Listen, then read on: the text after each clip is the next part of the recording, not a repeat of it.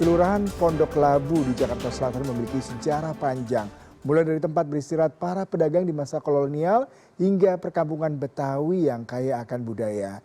Peninggalan tak benda yang terus dilestarikan masyarakat Pondok Labu hingga saat ini antara lain silat cacak lembang.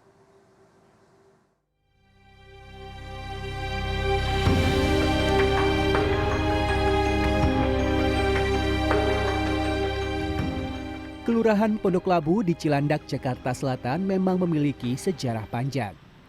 Pada masa kolonial Belanda sekitar tahun 1800-an, Pondok Labu adalah tanah partikelir yang dimiliki oleh tuan tanah bernama Peter Walbeck.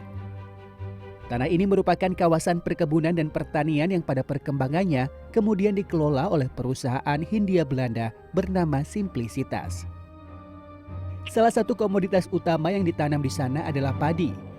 Dilihat dari bukti sejarah, penggilingan padi kuno yang diperkirakan ada sejak tahun 1930 menjelaskan hal itu. Simplicitas ini luas dan itu tuan tanah yang akan kalau bahasa Belanda itu namanya landheer, tuan tanah. Jadi dia dimiliki oleh perusahaan dan perusahaan itu dimiliki oleh satu dewan penguasa yang terdiri atas beberapa orang. Nah, jadi dan itu ditanemin oleh mereka itu seperti misalnya kopi, ya data dari buku itu ditanami kopi, udah gitu padi, udah gitu juga kelapa. Pada masa itulah kawasan Pondok Labu sering dijadikan tempat berlabuh atau singgah sementara para pedagang pribumi dari selatan Batavia yang akan menjual dagangannya di wilayah utara yang lebih ramai. Pondok tempat berlabuh atau Pondok Labu kemudian mengalami pergeseran makna dan dipercaya menjadi salah satu versi asal-usul toponimi Pondok Labu.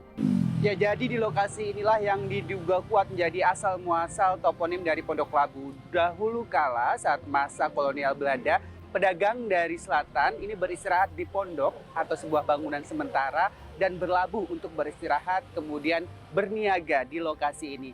Lalu pada masa pemerintahan Gubernur Ali Sadikin, lokasi tersebut kemudian dibangun menjadi sebuah pasar tradisional. Penelitian ahli arkeologi dan kepurbakalaan sendiri sepakat bahwa Pondok Labu termasuk kampung tua di Jakarta. Berdasarkan penggalian atau ekskavasi di sekitaran Kali Krukut ditemukan berbagai jenis gerabah, keramik tua, serta alat-alat pertanian seperti kapak beliung. Tapi kemudian kan perkembangan kota ini demikian pesat, sehingga sisa-sisa dari kehidupan masa lalu, kecuali kita menyebut nanti misalnya kawasan itu tuh ada kali Krukut, kemudian di sebelahnya lagi tuh ada Pangkalan Jati, dan itulah kawasan-kawasan yang masih kita kenali sebagai kawasan tua di kampung itu, atau Kampung Pinang ya, yang sekarang jadi Jalan Pinang itu juga termasuk dulu kampung itu. Jadi kampung-kampung itu hanya dikenali dari beberapa nama. Pada masa pasca kemerdekaan, Pondok Labu berkembang menjadi perkampungan Betawi yang maju. Hal tersebut tak lepas dari 3 tokoh Betawi yang merawat kampung itu dan menurunkan berbagai macam seni dan kebudayaan. Jika kita bicara tentang daerah Pondok Labu, maka tidak bisa dipisahkan dari 3 tokoh Betawi yang sangat disegani pada masanya, yaitu Haji Ipin sebagai tokoh masyarakat yang sangat dermawan, Haji Linghun yaitu sosok jawara, serta Haji Kepleh budayawan yang melestarikan silat cacak lembang. Dan 3 tokoh tersebut diabadikan menjadi sebuah monumen dan diresmikan pada November 2022 oleh Sekretaris Daerah DKI Jakarta pada saat itu, yaitu Marullah Matali. Haji Ipin merupakan lurah atau demang di awal-awal terbentuknya Pondok Labu.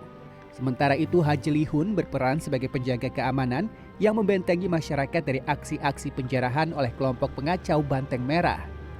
Sedangkan Haji Kepleh memiliki peran penting dalam melestarikan budaya. Salah satu peninggalan seni budaya khas Pondok Labu yang masih ada sampai saat ini adalah silat cacak lembang. Aliran silat ini berasal dari 2 kata, yaitu cacak atau menebas dan lembang semacam tanaman alang-alang. Silat cacak lembang diciptakan oleh tokoh bernama Ki Kunto. Ki Kunto itu seorang petani penanam padi di sawah. Sebelum sawah itu ditanami bibit, kan di babat dulu tuh tanamannya yang liar. Salah satunya ada pohon namanya lembang.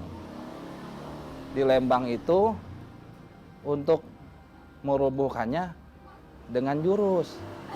Tapi nggak pakai senjata, nggak pakai parang, nggak pakai golok, tapi pakai tangan. Gimana pohon lembang itu bisa jatuh dengan tangan. Nah, ciptalah jurus cacak lembang. Pada mulanya, silat cacak lembang digunakan sebagai bela diri untuk membentengi masyarakat dari tindak kejahatan seperti perampokan dan penjajahan. Namun kini, silat yang memiliki 13 jurus ini dilestarikan sebagai seni tradisi. Gerakan silat cacak lembang yang membedakan itu tadi dari namanya cacak lembang. Bentuk gerakannya itu hanya dengan tangan nih, nyacak. Set. Itu salah satu cirinya. Kalau yang lainnya di setiap silat Betawi ada, seperti bandul, terus sangkol. Di setiap jurus silat Betawi pasti ada. Tapi yang di sini yang sangat dasar, yang sangat dikembangkan, yang membedakannya cacaknya. Silat cacak lembang menjadi peninggalan intangible atau kekayaan budaya tak benda yang masih terus diturunkan kepada generasi muda. Semata-mata agar sejarah dan cerita kearifan masyarakat Pondok Labu tak tergerus modernitas kota Jakarta. Tim Liputan CNN Indonesia.